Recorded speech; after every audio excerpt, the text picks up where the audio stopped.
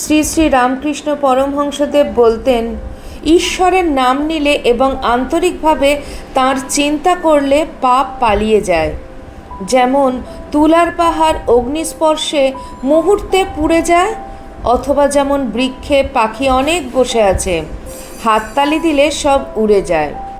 শ্রী শ্রী ঠাকুর একদিন কেশবচন্দ্র সেনকে বলছেন, মনেতেই বদ্ধ, মনেতেই মুক্ত।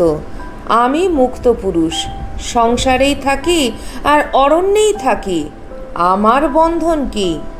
আমি ঈশ্বরের সন্তান, রাজা ধীরাজের ছেলে, আমায় আবার বাঁধে কে? ঈশ্বরের নামে এমন বিশ্বাস হওয়া চাই কি আমি তার নাম করেছি, আমার এখনো পাপ থাকবে? আমার আবার বন্ধন কি, পাপ কি? কৃষ্ণকিশোর পরম হিন্দু, সদাচারনিষ্ঠ ব্রাহ্মণ। সে বৃন্দাবনে গিয়েছিল। একদিন ভ্রমণ করতে করতে তার জল তৃষ্ণা পেয়েছিল। একটা কুয়োর কাছে গিয়ে দেখলো একজন লোক দাঁড়িয়ে রয়েছে। তাকে বললে, ওরে, তুই আমায় এক ঘটি জল দিতে পারিস? তুই কি জাত? সে বললে, ঠাকুরমশাই, আমি হীন জাত, মুচি। কৃষ্ণকিশোর বললে, তুই বল শিব আর জল তুলে দে। ভগবানের নাম করলে দেহ মন সব শুদ্ধ হয়ে যায়। কেবল পাপ আর নরক এসব কথা কেন? একবার বলো যে অন্যায় কর্ম যা করেছি তা আর করব না, আর তার নামে বিশ্বাস করো। একবার আমেরিকায় স্বামীজি খ্রিস্টানদের পাপবাদ সম্বন্ধে বললেন। তিনি বললেন, যদি ঘর অন্ধকার হয় তাহলে অন্ধকার অন্ধকার করলে কি হবে? আলো জ্বালো, তবে তো হবে। এই পাপ এবং পাপী বিষয়ে ঠাকুর শ্রী শ্রী রামকৃষ্ণ পরমহংসদেব এবং স্বামী বিবেকানন্দ খুব সুন্দর বিশ্লেষণ করে আমাদের বুঝিয়ে দিয়েছেন কি করলে এর থেকে মুক্তি পাওয়া যায়। সেই আলোচনাই থাকছে আমার এই ভিডিওটিতে।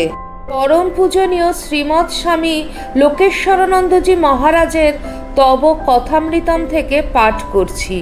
আশা করি আপনাদের ভালো লাগবে। আজকে রইল প্রথম পর্ব। নমস্কার, life stories with Soma YouTube চ্যানেলের সকল দর্শক শ্রোতা বন্ধুকে আমন্ত্রণ জানাই আমার আজকের ভিডিওটিতে। শ্রী শ্রী ঠাকুর বলতেন যে নিজেকে পাপী ভাবতে নেই, ক্ষুদ্র মনে করতে নেই। ঠাকুর বলছেন, যে কেবল বলে আমি পাপী সে শালাই পড়ে যায়। বরং বলতে হয়, আমি তার নাম করেছি, আমার আবার পাপ কি, বন্ধন কি? একদিন ঠাকুর ব্রাহ্ম ভক্তদের সামনে ধর্ম প্রসঙ্গ করছেন। হঠাৎ একজন বলে বসেছেন, আমি তো ঘোর পাপী, কেমন করে আমি বলবো যে ঈশ্বর আমার ভেতরে আছেন? ঠাকুর বিরক্ত হয়েছেন এই কথা শুনে। বলছেন, ওই তোমাদের পাপ আর পাপ, এসব বুঝি খ্রিস্টানি মত? আমায় একজন একখানি বাইবেল দিলে, একটু পড়া শুনলাম, তাতে কেবল ওই এক কথা, পাপ আর পাপ। খ্রিস্ট ধর্মের একটা মূল কথা হচ্ছে পাপ বোধ। খ্রিস্টানরা বলেন আদি পাপ, অর্থাৎ অরিজিনাল সিন। আদম আর ইভ সৃষ্টির প্রথম নরনারী। তারা স্বর্গোদ্যানে ছিলেন, সুখে ছিলেন। ভগবান বলেছিলেন, এই স্বর্গোদ্যানের সমস্ত গাছের ফল তোমরা খেতে পারো, কিন্তু ওই যে গাছটা আছে জ্ঞান বৃক্ষ, ওটার ফল কখনো যেন খেও না।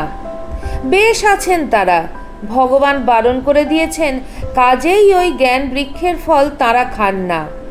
শয়তানের দিকে কুমতলব আঁটছে। খ্রিস্ট ধর্মে এই শয়তানের কল্পনা আছে। হিন্দু ধর্মে আমরা বলি একই শক্তি ভালো মন্দ শুভ অশুভ এই দুয়ের পেছনে, কিন্তু খ্রিস্ট ধর্ম অনুযায়ী যা কিছু ভালো তার কর্তা হচ্ছেন ভগবান, আর যা কিছু মন্দ তার কর্তা হচ্ছে শয়তান। শয়তানের কাজ হলো সবসময় ভগবান যা করতে চান তার উল্টো জিনিস করা। সেই শয়তান এসে ইভকে বোঝালো, তোমরা ওই জ্ঞান বৃক্ষের ফল খাচ্ছ না, তোমরা জানো না যে কি জিনিস তোমরা হারাচ্ছ। ভগবানের কথা শোনো না, খেয়ে দেখো কি সুন্দর ফল। শয়তানের প্রলোভনে প্রথমে ইভ খেলেন সেই ফলের অর্ধেকটা, তারপরে আদমকে দিলেন বাকিটা খেতে।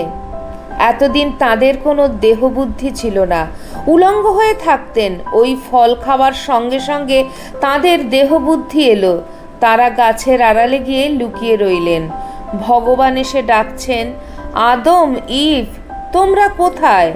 গাছের আড়াল থেকে তারা সাড়া দিচ্ছেন, এই যে আমরা এখানে। ভগবান বললেন, তোমরা সামনে আসছো না কেন?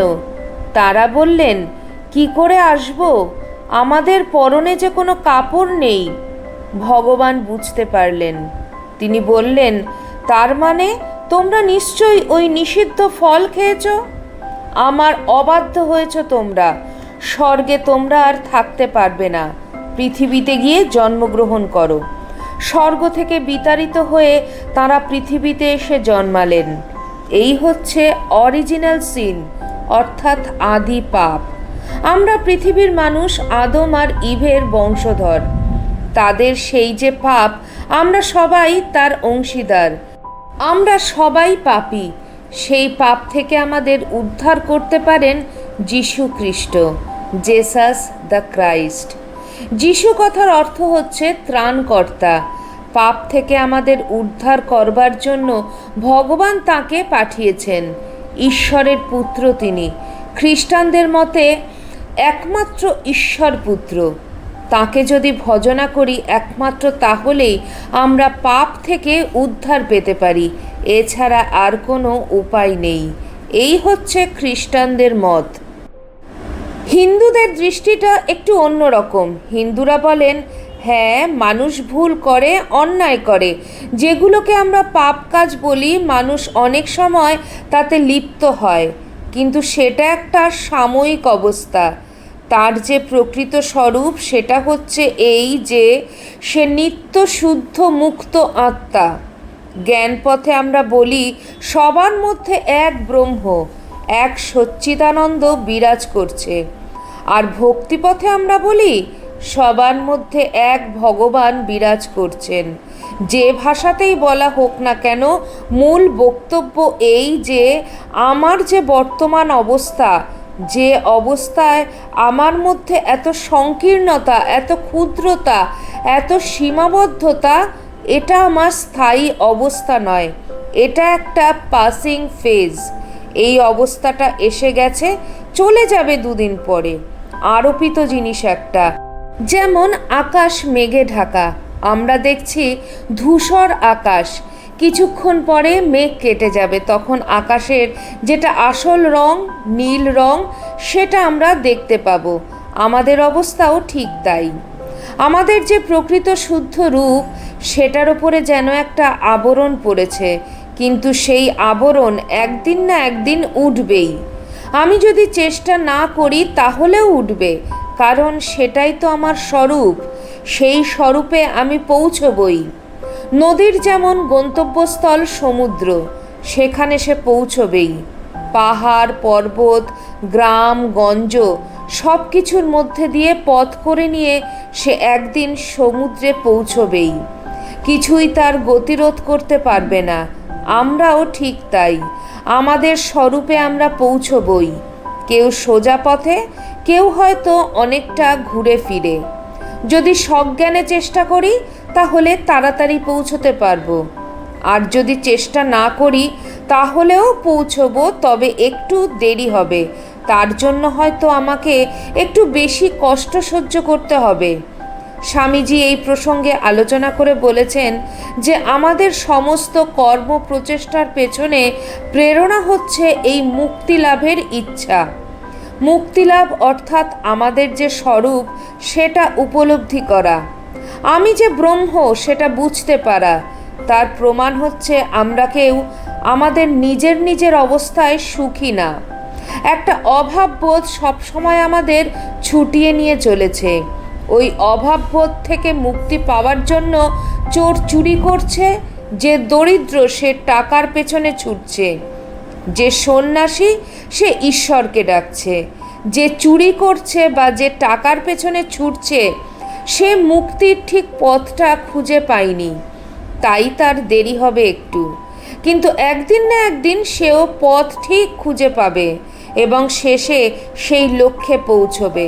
আর যে সন্ন্যাসী, সে ঠিক পথে আছে, তাড়াতাড়ি সে তার স্বরূপে পৌঁছতে পারবে।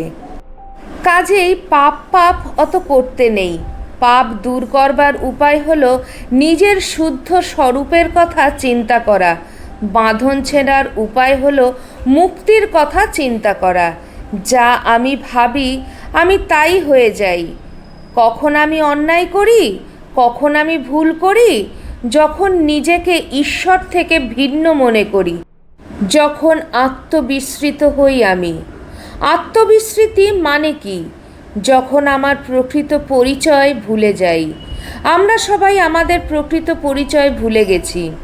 এই বিষয়ে ঠাকুর একটি অসাধারণ উপমা দিয়ে আমাদের বুঝিয়ে দিচ্ছেন। ঠাকুর বলছেন, এক সিংহের শাবক, সে ভেড়ার পালে ছোটবেলা থেকে বড় হয়েছে। ভেড়ার মতোই সে ঘাস খায় আর ভ্যাঁ ভ্যাঁ শব্দ করে। একদিন ভেড়ার পালে সিংহ পড়েছে। ভেড়ারা পালাচ্ছে, সিংহ শিশুও ভয়ে পালাচ্ছে। তখন যে সিংহ ভেড়াদের তাড়া করছিল সে দেখল, আরে এ তো দেখছি একটা সিংহ ভেড়ার সাথে ছুটে পালাচ্ছে। তখন সে সেই সিংহ শিশুটিকে জোর করে ধরে আনলো, এনে একটা পুকুরের কাছে নিয়ে গিয়ে বলল, ওই দেখ জলে ছায়া পড়েছে, দেখ তুইও যা আমিও তা। সিংহ শিশু এতক্ষণ ভয়ে কাঁপছিল, কিন্তু জলের দিকে তাকিয়ে সে দেখল, তাই তো, সেও তো সিংহ। তৎক্ষণাৎ সে সিংহের মতো গর্জন করে লাফাতে লাফাতে জঙ্গলে চলে গেল। বস্তুত আমরা ক্ষুদ্র হই যখন নিজেদের ক্ষুদ্র মনে করি। সিংহ শিশু ততক্ষণই ভেড়ার মতো আচরণ করছিল যতক্ষণ সে নিজেকে ভেড়া মনে করছিল। আমরাও ঠিক তাই। যখন আমরা নিজেদের ছোট মনে করি, ক্ষুদ্র মনে করি, দুর্বল মনে করি, তখনই আমরা দুর্বল হয়ে যাই। স্বামীজি বলছেন, দুর্বলতা দূর করার উপায় এই নয় যে সবসময় দুর্বলতার কথা চিন্তা করতে হবে। দুর্বলতা দূর করার উপায় হচ্ছে শক্তির কথা ভাবা, সাহসের কথা চিন্তা করা। হ্যাঁ, আমার মনে হয়তো কখনো কখনো অত্যন্ত নিচু চিন্তা আসে। একটা ঘরেও তো হঠাৎ একটা দুর্গন্ধ ঢুকে পড়তে পারে। সেই জন্য কি সেই দুর্গন্ধটা ঘরের একটা চিরকালের ধর্ম হয়ে দাঁড়ায়? দুর্গন্ধ এসেছে, কেন এসেছে জানি না, কিন্তু একটু পরেই চলে যাবে আবার। আমার মনে সাময়িক একটা মলিনতা এসেছে, কিন্তু তা চলেও যাবে আবার। তা নিয়ে অত মাথা ঘামানোর দরকার নেই।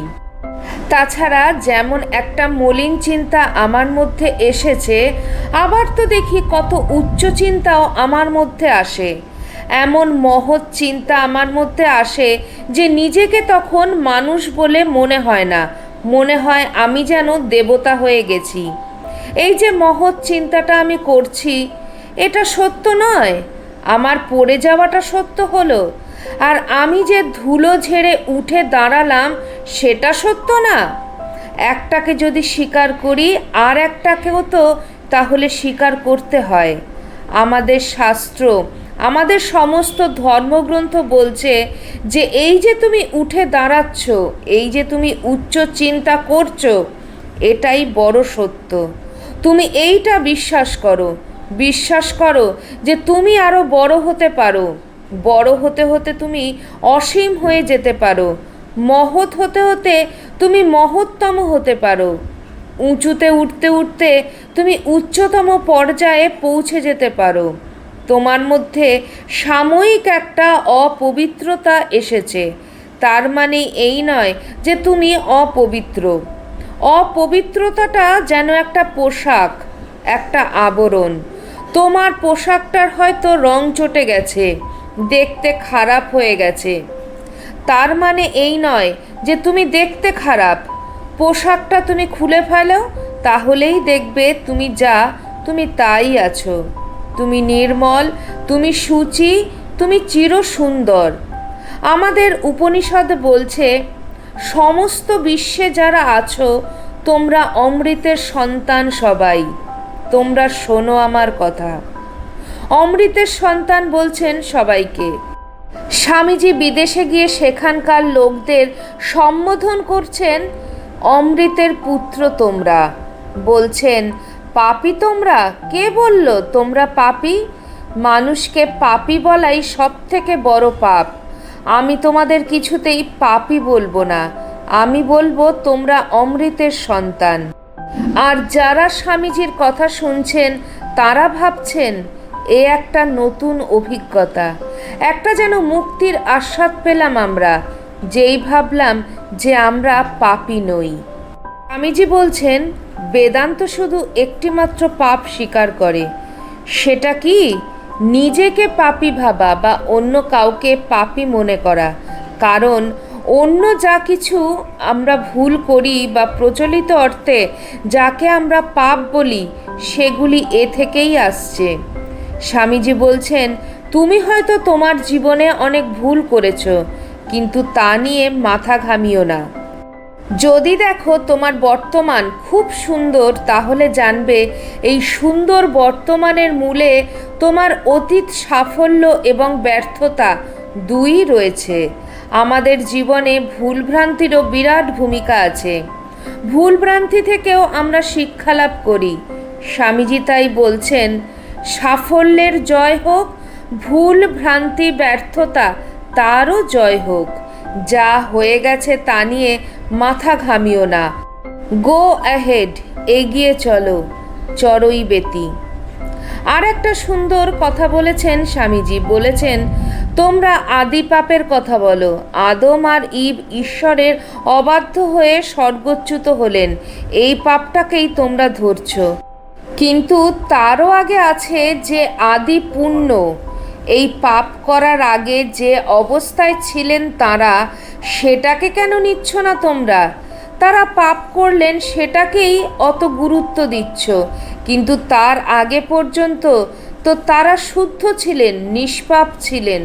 সেটাই তো আদি অবস্থা, সেটাকে তোমরা গুরুত্ব দিচ্ছ না কেন? স্বামীজি একটা কথা বারবার করে বলতেন যে মানুষের মধ্যেই পূর্ণতা রয়েছে, সেই পূর্ণতার বিকাশ করার নামই হচ্ছে শিক্ষা।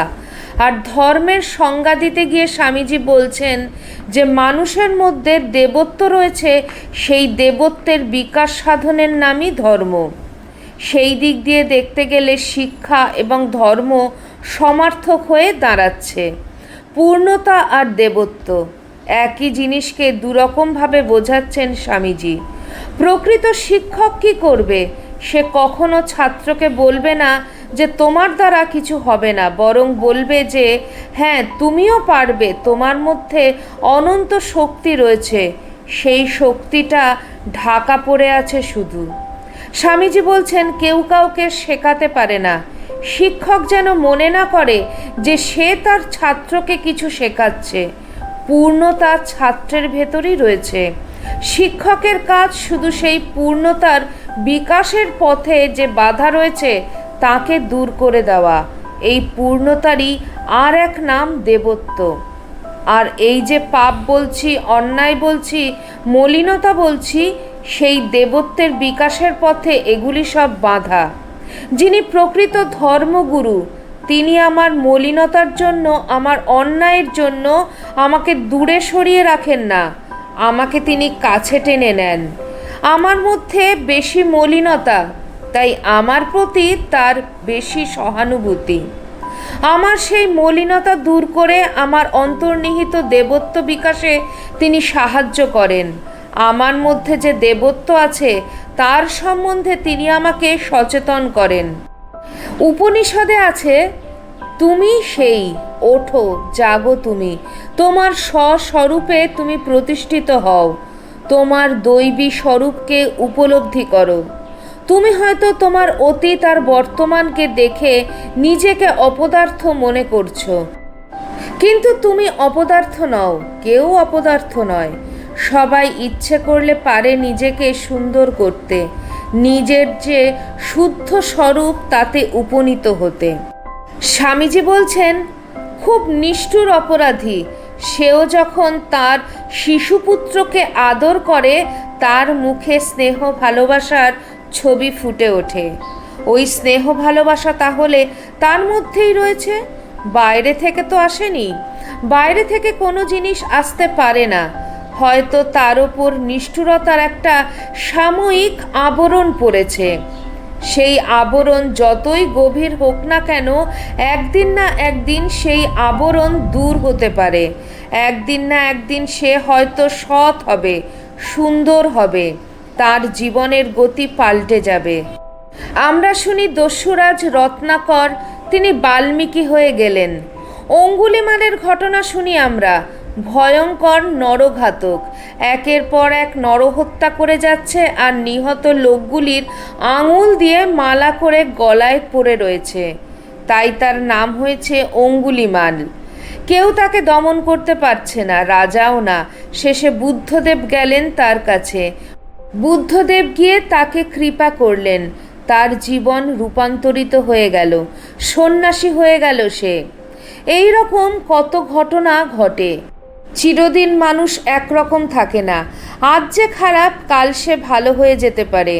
আজ যাকে দেখছি দুর্বল, কালই হয়তো দেখব সে সব দুর্বলতা ঝেড়ে ফেলে মাথা উঁচু করে দাঁড়িয়েছে। এক মুহূর্তে মানুষের জীবনের গতি ওলট পালট হয়ে যেতে পারে, হয়ে যায়ও। একটা কথা, একটা ঘটনা, একটা গান, সামান্য একটা উদ্দীপন অন্যের কাছে তা সামান্য, কিন্তু আমার কাছে তাই হয়তো অসামান্য হয়ে দাঁড়ালো। আমার মধ্যে যে ঘুমন্ত দেবত্ব আছে তাকে হয়তো তা জাগিয়ে দিল। সেই মুহূর্ত থেকে আমি রূপান্তরিত হয়ে গেলাম, নতুন মানুষ হয়ে গেলাম আমি। লালাবাবু পালকি করে যাচ্ছিলেন। যেতে যেতে শুনলেন ধোপার মেয়ে তার বাবাকে বলছে, বাবা, বেলা যে পড়ে এলো, বাসনায় আগুন দেবে না? বাসনা হচ্ছে শুকনো কলা পাতা। লালাবাবু ভাবলেন, তাই তো, আমারও তো বেলা শেষ হয়ে গেল, দিন ফুরিয়ে এলো, আমি তো এখনো আমার কামনা বাসনায় আগুন দিলাম না।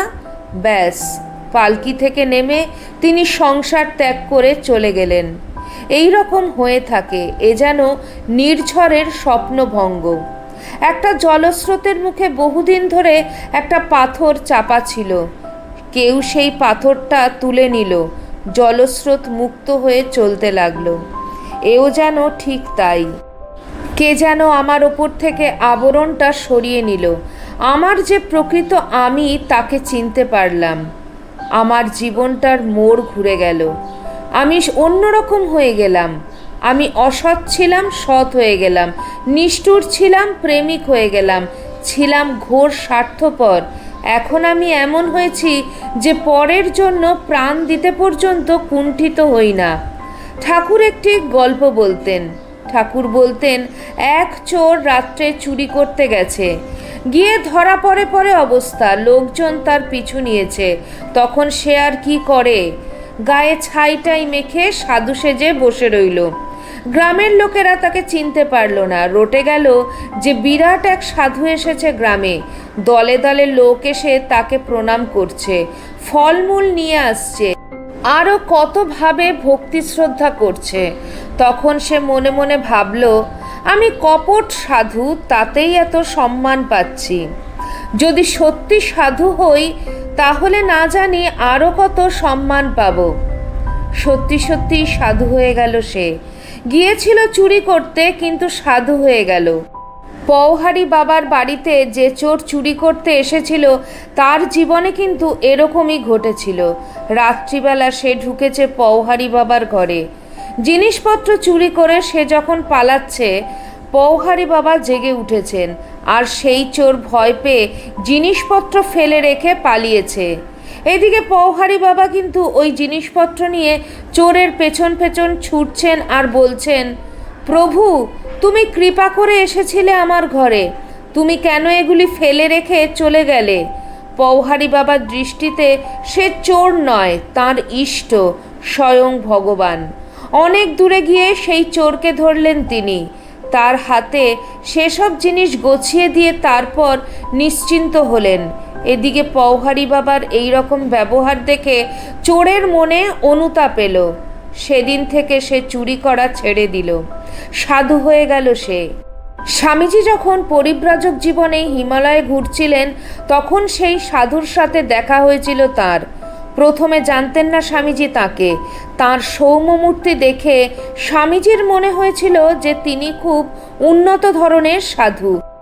তারপর কথাবার্তা বলতে বলতে যখন তিনি জানলেন যে এই সেই ব্যক্তি যে পওহারি বাবার ঘরে চুরি করতে গেছিল, তখন খুব অবাক হয়ে গেলেন স্বামীজি।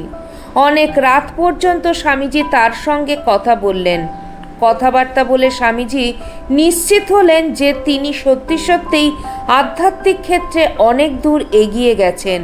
খুবই উন্নত ধরনের মানুষ তিনি। পরবর্তীকালে সেজন্যই স্বামীজি বলতেন যে পাপীদের মধ্যেও সাধুত্বের বীজ লুকিয়ে থাকে। এতক্ষণ আপনারা শুনছিলেন পাপ ও পাপী নিয়ে ঠাকুর এবং স্বামীজির বিশ্লেষণের কথা। ভিডিওটি আপনাদের কেমন লাগলো অবশ্যই কমেন্ট সেকশনে কমেন্ট করে জানাবেন। চ্যানেলের নতুন বন্ধুদের কাছে একান্ত অনুরোধ, চ্যানেলটি সাবস্ক্রাইব করে আমার পাশে থাকবেন আর পাশে থাকা বেল আইকনটি অবশ্যই ক্লিক করে দেবেন, যাতে আমার পরবর্তী ভিডিওতে আপনার সঙ্গে আমার আবার দেখা হয়। তাহলে আজকে এই পর্যন্তই। সবাই ভালো থাকবেন, সুস্থ থাকবেন। আবার খুব শিগগিরই দেখা হচ্ছে আপনাদের সঙ্গে কোনো একটি নতুন ভিডিওতে। জয় ঠাকুর, জয় মা, জয় স্বামীজি।